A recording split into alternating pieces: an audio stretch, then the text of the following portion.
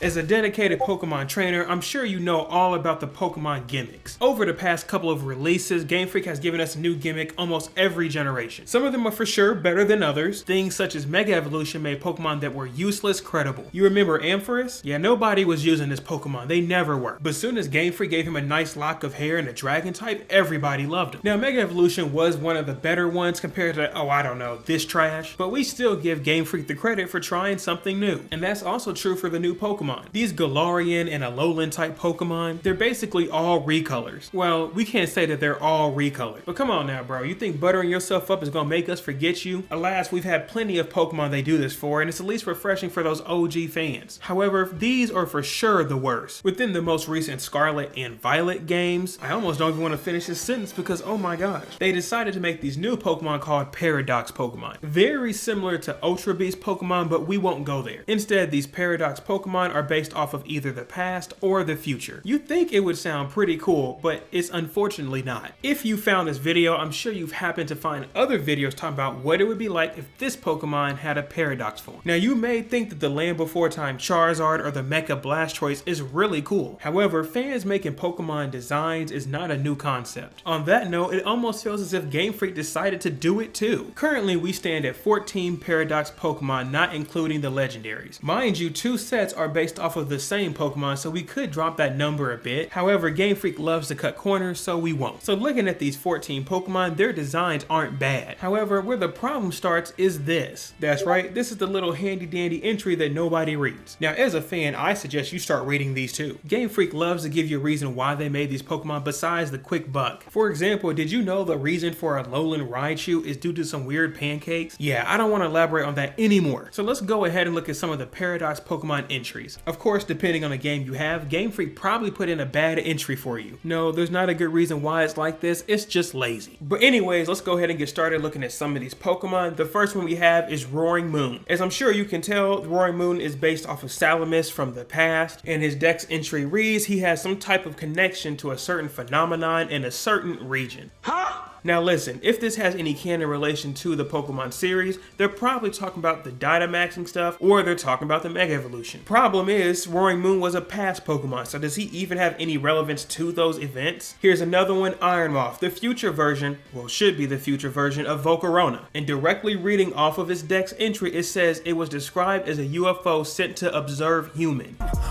This entails that it was created by some other type of species such as aliens. But if that is the case, then this is not a Volcarona. It's just a piece of machinery that also has the same signature move Fiery Dance that looks like a Volcarona. But still, it's not a Volcarona. But alas, this one goes crazy. This should tell you that Game Freak doesn't know what they're doing. For this last example, we have the future version of Delibird called Iron Bundle. Not a bad looking Pokemon, just a steel looking version of Delibird, but check this out. The robot has been said to have been created by an ancient civilization.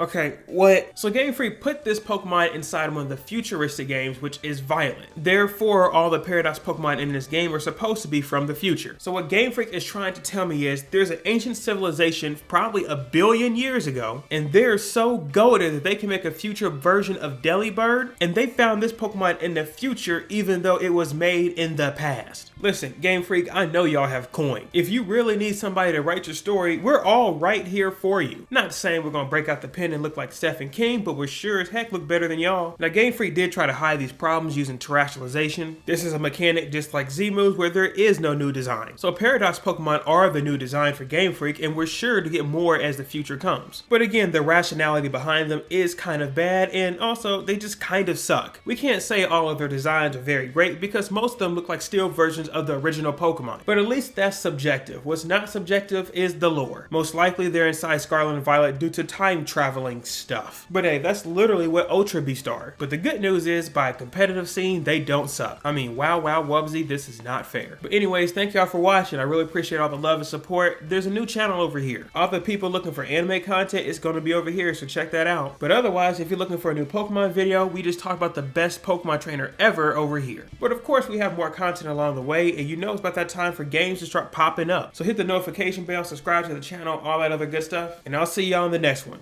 Peace.